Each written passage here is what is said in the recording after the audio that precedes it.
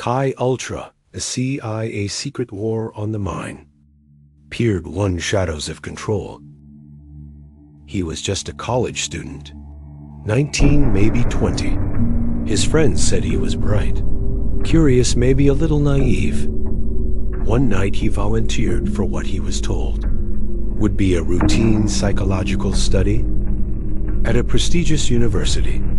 A few questions, some harmless observation. Nothing serious, but when he awoke the next morning, he was in a cold room strapped to a table. Unable to move, his head throbbed. His memories were ... Disjointed voices whispered behind a one-way mirror. For the next 3 days, he would be pumped with experimental drugs, forced into isolation and hypnotized again and again, until he forgot who he was. This wasn't a nightmare. This was MK-Ultra. In the paranoid years following World War II, the United States faced a new kind of fear, not just of bombs or tanks, but of ideas. The Cold War wasn't just a battle of nuclear threats. It was a war for control of hearts, minds, and beliefs. The CIA, formed just a few years earlier, saw a terrifying possibility. What if the Soviets could control a man's thoughts? What if they could erase his loyalty, change his memories, even force him to kill? So they asked a dangerous question. Could we do the same? The answer came in the form of Project MK-Ultra, a program so secretive, so disturbing that decades later, we're still uncovering pieces of a dot.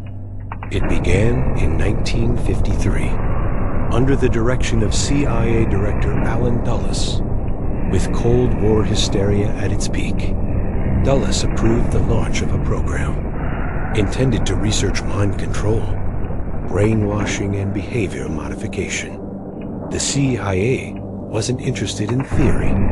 They wanted results. And for that, they needed test subjects. They didn't ask for volunteers. Over the next 2 decades, Chi Ultra would grow into one of the most infamous programs in U.S. intelligence history. It would involve more than 150 sub-projects. Would be conducted across over 80 institutions, including top universities, government hospitals, private clinics, and military bases. Some of the world's most respected institutions would become silent partners in human experimentation. Methods varied: extreme, unethical. They tested LSD, psilocybin, and mescaline on unwitting individuals. They used hypnosis to implant false memories and override identity. They conducted sleep deprivation, electroshock isolation, and psychic driving, a technique designed to erase the mind and rebuild it from scratch. In Canada, at the Allen Memorial Institute in Montreal, patients suffering from minor mental health issues were subjected to weeks, sometimes months, of electroshock therapy. Massive doses of drugs and recorded messages played on loops for 16 hours a day. Most emerged broken. Some forgot how to speak. Some didn't remember their children. And none of them had consented to what was done to them. That one of the CIA's core tools was LSD, a powerful psychedelic discovered in 1938, but popularized during the 1950s and 60s. The agency believed LSD might be used to extract secrets, break down resistance, or even program assassins. They gave LSD to soldiers, to prisoners, to psychiatric patients. They even dosed their own agents. One man, Dr. Sidney Gottlieb, became the architect of MK-Ultra.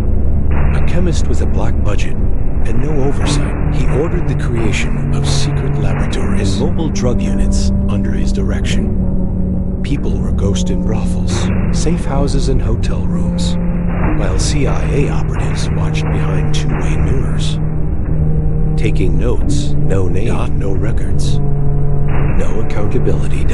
Then came Frank Olson. Olson was a biochemist working for the U.S. Army's Biological Warfare Laboratories. In 1953, During a CIA retreat at a cabin in Deep Creek Lake, Maryland, he was secretly dosed with LSD by his colleagues.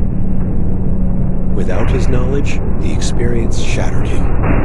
He began to question the morality of his work, the things he had seen, the things he had done. 9 days later, he fell. Some say jumped, others say was pushed from the 13th floor of the Hotel Statler in New York City. The CIA called it a suicide.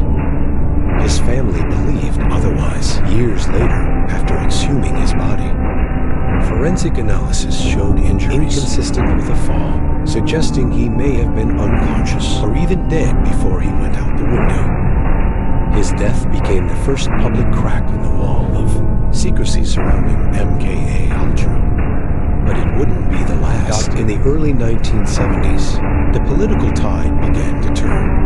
Following the Watergate scandal, the American public was no longer willing to trust its government blindly. Investigative journalists began digging into rumors of secret experiments and unethical behavior within the intelligence community. Then in 1975, the Church Committee, a U.S. Senate Investigative Committee, began holding public hearings into intelligence abuses. What they uncovered shocked the nation.com. CIA-Ultra had been real. The CIA had drugged American citizens without their knowledge. They had conducted experiments on soldiers, students, prisoners, and psychiatric patients. They had worked with Nazi scientists brought over through Operation Paperclip. They had destroyed evidence, thousands of documents, burned before they could be reviewed. And yet, even with all that had been revealed, the full truth remained buried. Most of MKUltra's documentation had been deliberately destroyed in 1973 on the orders of then CIA Director Richard Helms. What survived was only a fraction, a glimpse into a deeper abyss. Doctor this day, the full extensive M. Colada's experiments is unknown. How many lives were affected?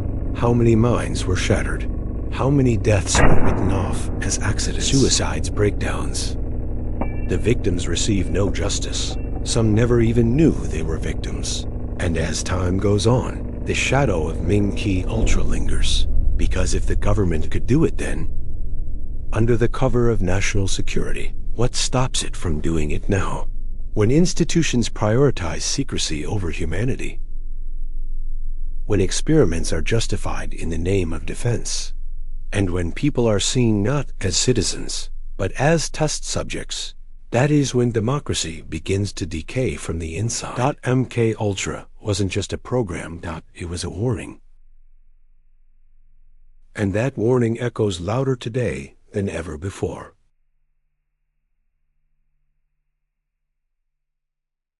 If this story moved you, don't forget to hit that like button, tell us where you're watching from in the comments, and most importantly, subscribe for more stories with powerful twists and unforgettable endings.